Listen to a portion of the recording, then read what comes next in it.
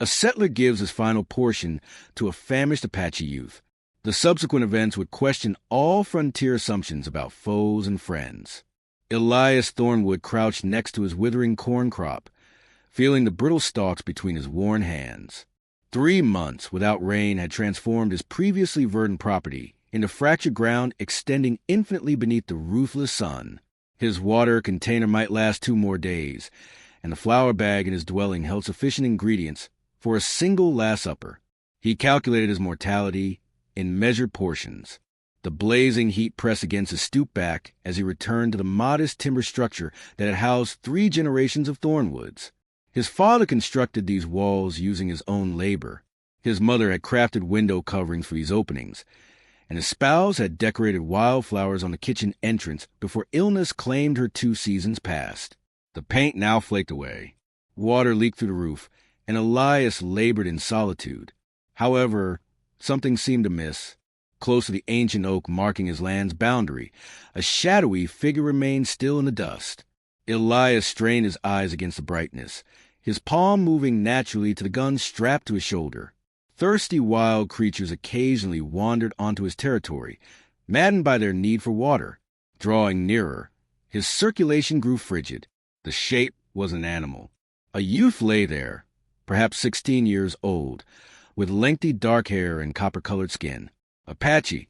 The young man's ribs protruded through his tattered garment, and his mouth appeared white and parched from lack of water. His torso moved slightly with each weak inhalation. Every survival instinct urged Elias to depart. Apache raiders had attacked settlements 50 miles southward the previous month. 3 households perished, their dwellings reduced to cinders.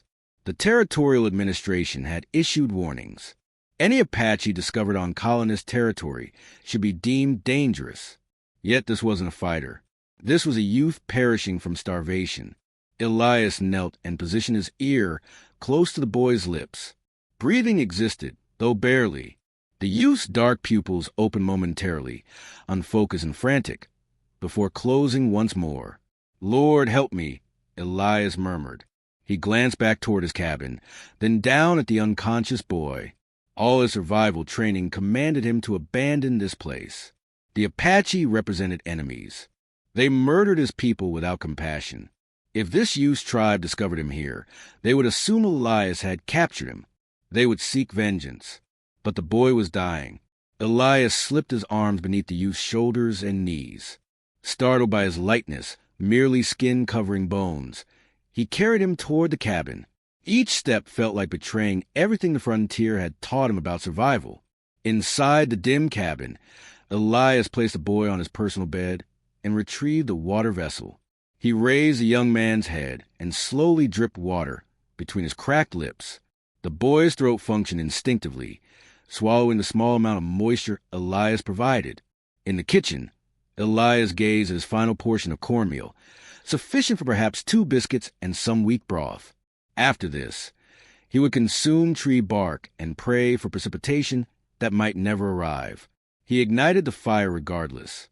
While the broth warmed, he sat beside the bed and examined the boy's features. Prominent cheekbones, a firm jaw, skin darkened by the desert sun.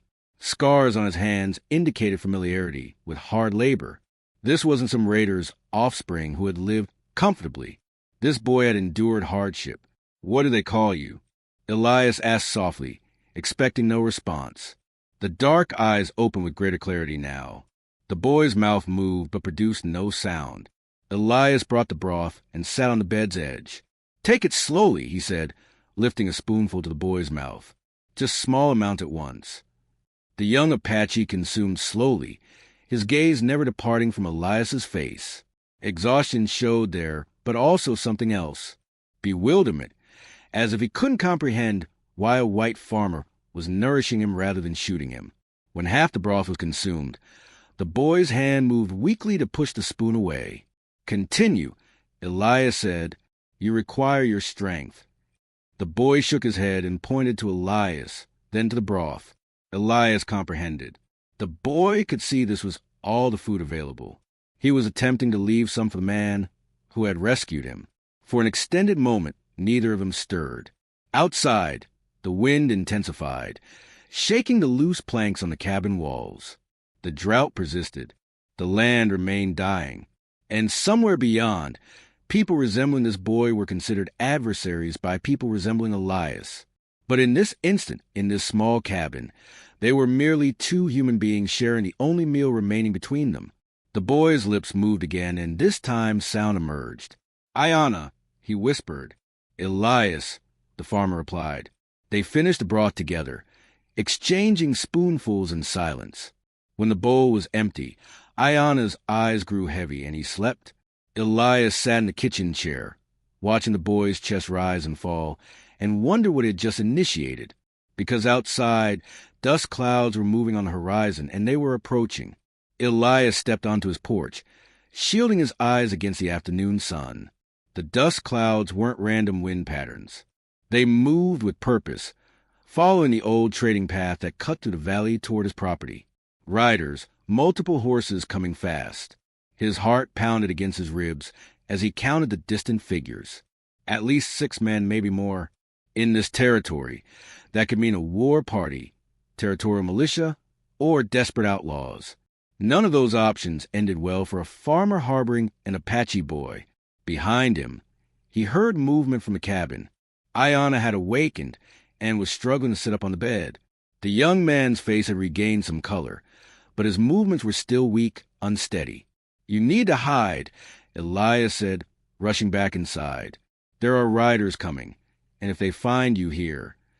Ayana swung his legs over the bed's edge, testing his strength. "How many? 6? Maybe 8, moving fast."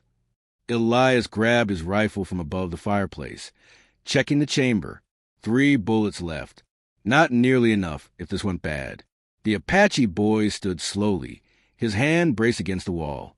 "I will go. You have done enough. In your condition, you'll collapse before you reach the tree line."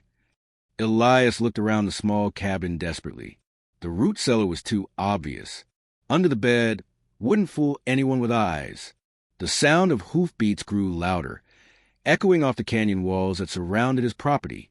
"The loft," Elias said, pointing to the narrow ladder that led to the cabin's small storage space above the main room. "Get up there and stay quiet no matter what you hear." Ayana climbed slowly, each rung an obvious effort. Just as he disappeared into the shadows above, the hoofbeats reached the yard outside. Elias stepped onto the porch, rifle held loose in his hands, trying to look like a man checking on ordinary visitors rather than someone hiding evidence of treason. 8 men sat their horses in a rough semicircle around his cabin. Their leader, a thick-set man with a gray beard and a territorial marshal's badge, spat tobacco juice into the dirt before speaking. "Afternoon, Thornwood. I'm Marshal Grayson. We're tracking Apache raiders who hit the Miller place yesterday. Killed the whole family. Burned them out." Elias kept his face neutral, but inside ice formed in his stomach. "Haven't seen any Apache around here, Marshal. Been working my fields all morning." "That's so." Grayson's eyes swept over the dying crops, the cracked earth, the obvious signs of failing farm. "Heard tell you've been struggling since your wife passed." Man gets desperate. Sometimes he makes poor choices about who he deals with. "Not sure what you're implying." One of the other riders, a younger man with nervous eyes, pointed toward the oak tree.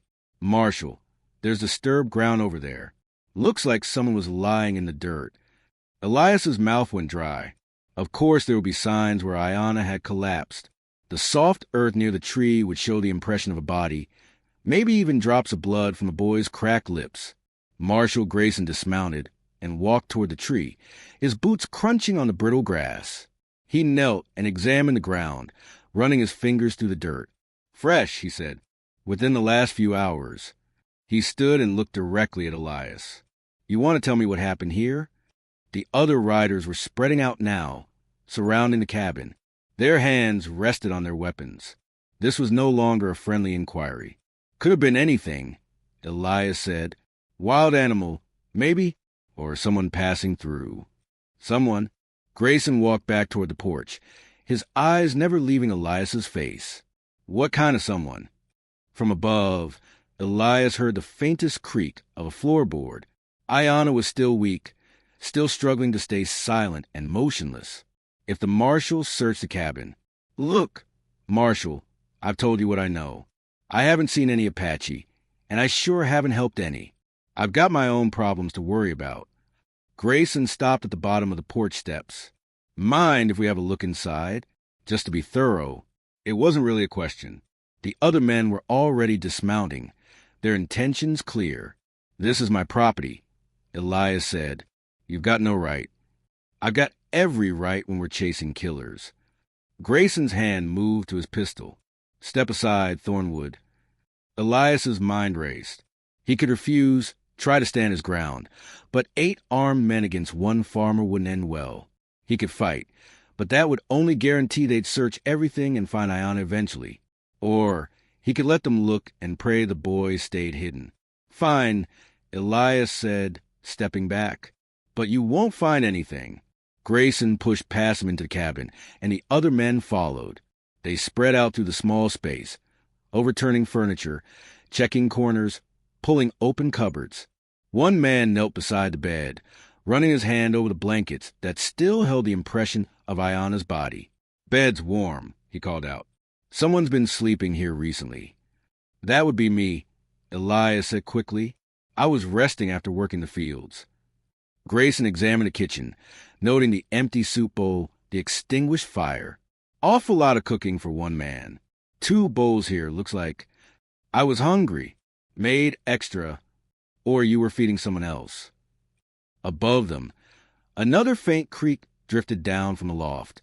One of the younger deputies looked up sharply. "What's up there?" he asked. Elias felt sweat beading on his forehead, despite the cool interior of the cabin. "Storage.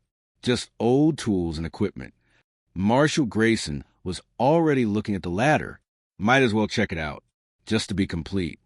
As the deputy moved toward the ladder, Elias knew his time was up. In seconds, they'd find Ayanna, weak and unable to run. They'd assumed the worst, that Elias was collaborating with raiders, maybe even helping plan attacks. They'd hang him from his own oak tree. But as the deputy placed his foot on the first rung, something extraordinary happened outside.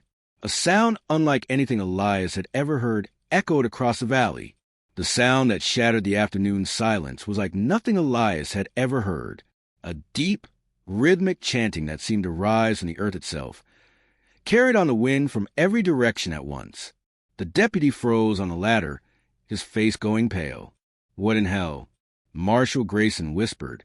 Through the cabin's small windows, shadows began moving across the landscape, not the random patterns of clouds, but deliberate shapes flowing like water over the hills. Dozens of them, then hundreds. The marshal's men rushed to the windows, their earlier confidence evaporating like morning dew. What they saw defied everything they thought they knew about Apache warfare. Apache warriors were emerging from the landscape itself, from behind rocks, from shallow gullies, from places where no human should have been able to hide. They appeared as if the desert had given birth to them, silent and patient until this moment when they chose to be seen. But they weren't charging. They weren't screaming war cries or brandishing weapons. They sat their horses in perfect stillness, forming a vast circle around Elias's property that stretched beyond the horizon in every direction. "How many?" one of the deputies whispered. Marshal Grayson's hands shook as he counted the visible figures. 200, maybe more. Jesus Christ, how did they get so close without us seeing them? The deputy who'd been climbing toward the loft scrambled down, his weapon drawn but useless. 8 bullets against 200 warriors was mathematics even a fool could understand. Elias stared out at the Apache formation in amazement. In 30 years on this frontier, he'd never seen anything like it. This wasn't a war party. War parties moved fast, struck hard, and disappeared. This was something else entirely. Something impossible. An elderly Apache man rode slowly toward the cabin, his horse picking his way carefully through the parched grass. He wore traditional clothing, but his bearing suggested authority that went beyond warfare. Behind him, 2 younger warriors followed, but their weapons remained holstered. The old man stopped 20 feet from the porch and looked directly at Elias. His weathered face showed no hostility, only a strange kind of recognition. "You are the one," he said in heavily accented but clear English. "The one who feeds the hungry." Marshal Grayson stepped forward, his hand on his pistol. "Stay back, old man. We're territorial law here." The Apache elder's dark eyes shifted to Marshall with what might have been amusement. "Your law." He gestured toward the circle of warriors surrounding them. "Our land. This is sovereign United States territory. This," the old man interrupted gently, "is where my grandson lay dying this morning." The words hit Elias like a physical blow. Grandson. Ayanna was this man's grandson. Above them, the floorboards creaked again. This time, everyone heard it. Marshal Grayson's face hardened. "There's someone up there. Deputy, get up that ladder right now." "No," the Apache elder said quietly. It was said without threat, without raised voice. But the authority in that single word stopped the deputy mid-step. Around the cabin, 200 Apache warriors shifted almost imperceptibly in their saddles. No weapons were drawn, but the message was clear. "You will not harm the one who showed mercy," the old man continued. "You will not enter the sacred place where kindness was given." Sacred place. Grayson laughed, but the sound was forced, nervous. "This is just some farmer's cabin. This morning my grandson was dying. This man," the elder pointed to Elias, "gave him water when he had little, gave him food when he had less, gave him shelter when he had enemies at his door." The old man's voice carried across the silent landscape. "This place is now sacred to my people." Marshal Grayson looked around at the circle of warriors, calculating odds that didn't exist. "You're protecting this farmer. He could be harboring criminals."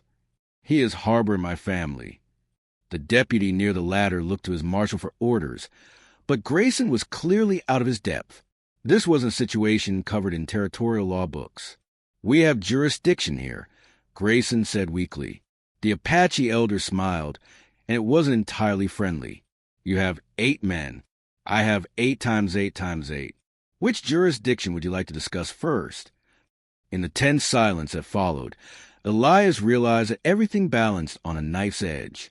One wrong word, one aggressive move, and this would explode into violence that would echo across the territory for years. But something else was happening. The elder was looking at him with expectation, as if waiting for something specific. Above them, Ayanna's voice drifted down, weak but clear. "Grandfather." And that's when Elias understood that this morning's simple act of kindness had set in motion something far bigger than saving one boy's life. The elder's face transformed at the sound of his grandson's voice. Years seemed to fall away from his weathered features, replaced by relief so profound it was almost painful to witness. "Ayanna," he called back softly. "Come down, grandson. It is safe." The young Apache descended the ladder slowly, still weak but moving with dignity. When he reached the bottom, he walked straight to Elias and placed his hand on the farmer's shoulder. "This man gave me life," Ayanna said to his grandfather, speaking in English so everyone could understand. "When I was dying, he shared his last food, his last water. He could have left me to die. He could have killed me. Instead, he saved me." Marshal Grayson's face reddened. "This is exactly what I suspected. You've been harboring a fugitive, Thornwood. For all we know, this boy was part of the raid on the Miller family." The elder's eyes flashed with sudden anger. "My grandson was hunting alone for 3 days, trying to find food for our starving children. While you hunt us like animals, our people die of hunger. That doesn't excuse." "Excuse?" The old man's voice rose for the first time. "What excuse do you have for the bounty on Apache scalps? What excuse for the poison water holes? What excuse for burning our crops in the middle of winter?" The tension in the cabin reached a breaking point. Several deputies had their hands on their weapons, but the overwhelming presence of Apache warriors outside kept them from drawing. Elias stepped between the two groups, his heart pounding. If you were Elias, what would you do? Risk everything to defend the people who saved your life, or try to keep peace, knowing one wrong word could start a war that would destroy everyone? Tell me in the comments. I need to know which side you choose, because what Elias decided next would either save both peoples or doom them all. "Stop," Elias said firmly. "All of you, just stop." He turned to Marshal Grayson. You want to know what happened here? I'll tell you exactly what happened. I found a boy dying of hunger on my land. I fed him. That's it. That's the whole story. You aided an enemy. I aided a human being. Elias's voice carried surprising strength. And if that makes me a criminal in your eyes, then your law isn't worth the paper it's written on. Grayson's face darkened. You're under arrest for providing aid and comfort to hostile forces. But as the marshal stepped forward, the Apache elder raised his hand. Wait, he said. There's another way. The old man looked around the cabin, taking the empty shelves, the patched walls, the obvious signs of poverty and struggle. His gaze settled on Elias with something that might have been understanding. You are alone here, the elder observed. Your crops are dying. Your land is failing. You have no help, no family, no future. Elias nodded reluctantly. There was no point in denying what everyone could see. My people also struggle, the elder continued. The government has pushed us onto land that will not grow food. Our children hunger. Our elders grow weak. We need help to survive the coming winter. Marshal Grayson sensed where this was heading. Don't you dare make some kind of deal with them. Thornwood. Any agreement with hostile forces is treason. The elder smiled grimly. Hostile forces. We are farmers now, not warriors. The government has made sure of that. He looked directly at Elias. What if I told you there was water beneath your land? Deep water. Enough to save your crops and feed 100 families. Elias blinked in surprise. Water? Here. My people have known these lands for 1,000 seasons. We know where the deep streams run, where the earth holds its secrets. Your drought comes from digging in the wrong places. Ayanna spoke up, his voice stronger now. My grandfather speaks truth. There is water here, but you must know how to find it, how to reach it. And in return, Elias asked, though he suspected he already knew, my people work your land, help you dig the wells, plant the crops, share the harvest. The elder's eyes gleamed. A partnership. Apache knowledge with your legal claim to the land. Marshal Grayson exploded. Absolutely not. This is United States territory. You can't make treaties with savages. The word savages triggered something in the Apache warriors outside. A low rumble of anger passed through their ranks like thunder before a storm. The elder's voice turned ice cold. Savages? Who burned the Apache village last month? Who killed our children while they slept? Who placed bounties on our heads like we were wild animals? That's different. That's war. Yes, the elder agreed quietly. It is war. And you are surrounded by warriors who have had enough of your kind of war. The silence that followed was deafening. 8 territorial lawmen faced with 200 Apache fighters. The math was simple and terrifying. But then Ayanna stepped forward again, looking directly at Marshal Grayson. There is another choice, the young man said. My grandfather offers partnership, peace, a chance for both peoples to survive the coming winter. His dark eyes hardened. Or you can continue this war and see how it ends for you. Elias looked around the cabin, at the frightened deputies, at the proud Apache elder, at young Ayanna, who had somehow become the bridge between 2 worlds on the brink of destroying each other. Outside, the afternoon sun was beginning to sink toward the horizon. Soon it would be dark, and in the darkness, if this went wrong, blood would flow that could never be taken back. The next word spoken would determine whether tomorrow brought massacre or miracle. Marshal Grayson's hand hovered over his pistol, sweat beading on his forehead despite the cool air inside the cabin. His men looked to him for direction, but their eyes kept darting to the windows where Apache warriors sat motionless as statues, waiting. You're asking me to ignore federal law, Grayson said finally, to pretend I didn't see what I saw here. The Apache elder studied the marshal's face with the patience of someone who had survived decades of conflict. I am asking you to see what could be instead of what has always been. And if I refuse? The old man's expression didn't change, but something shifted in the quality of silence outside. It was subtle. Perhaps the creak of leather as hands moved closer to weapons, or the soft snore of horses sensing their riders' tension. Then you will try to arrest this man, the elder said calmly, and my warriors will stop you.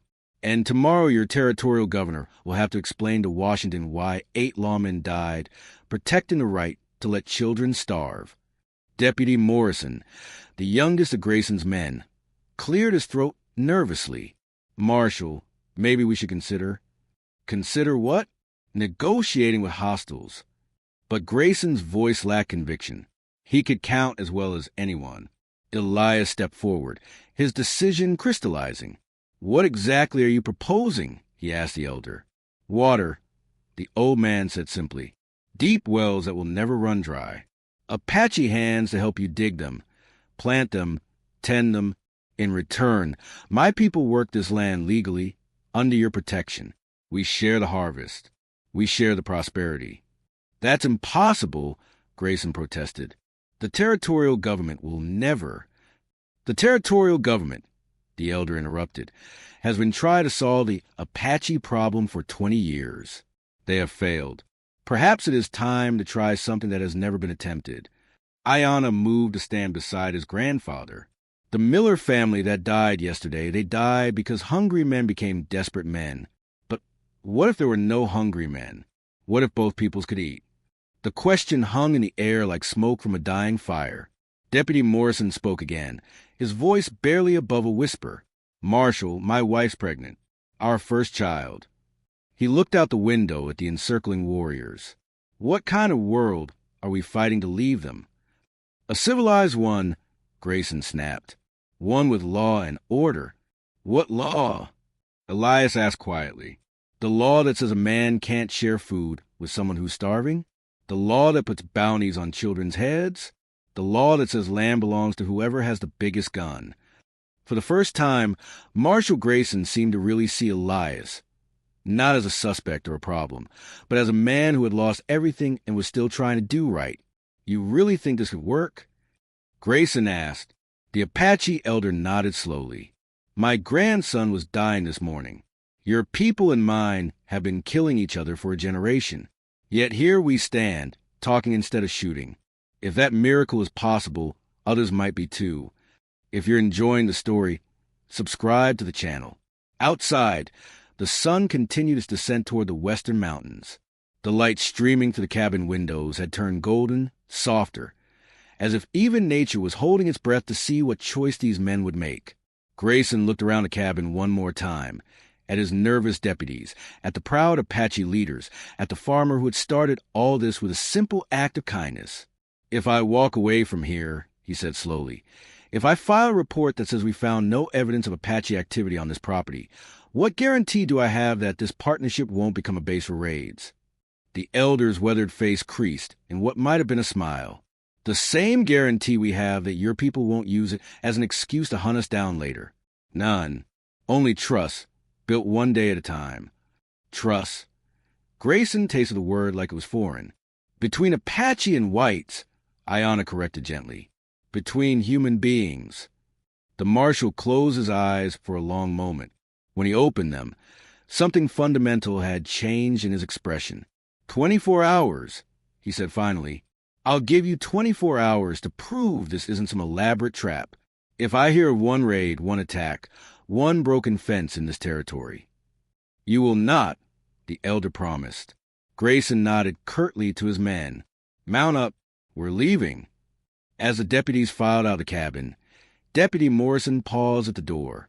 For what it's worth, he said to Elias, I think you did the right thing.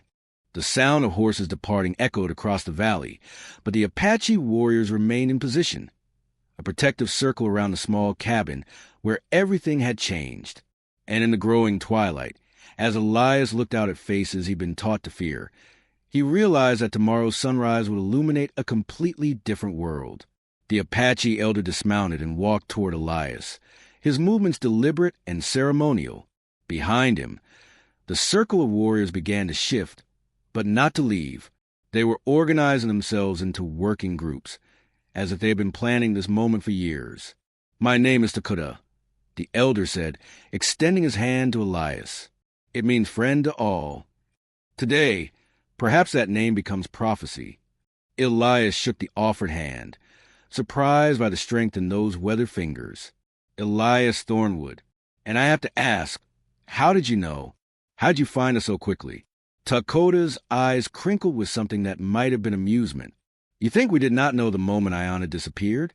You think we were not watching when he collapsed on your land? He gestured toward the hills surrounding the property. My people have been tracking him since dawn, ready to retrieve his body. Instead, we found something we had not seen in 20 years. What's that? A white man who chose mercy over fear. Ayana approached them, his color fully returned now, moving with a fluid grace natural to his people. Grandfather, the water. Show him the water. Takota nodded and began walking toward the back of Elias's property, where the land sloped down toward a dry creek bed. Your wells fail because you dig where white men think water should be. But water follows its own rules, deeper than you know. They stopped at a spot that looked no different from any other patch of cracked earth. Takota knelt and pressed his ear to the ground, listening. After a moment, he picked up a handful of dirt and let it sift through his fingers. Here, he said with certainty. 20 feet down, maybe 25. More water than you could use in 10 lifetimes.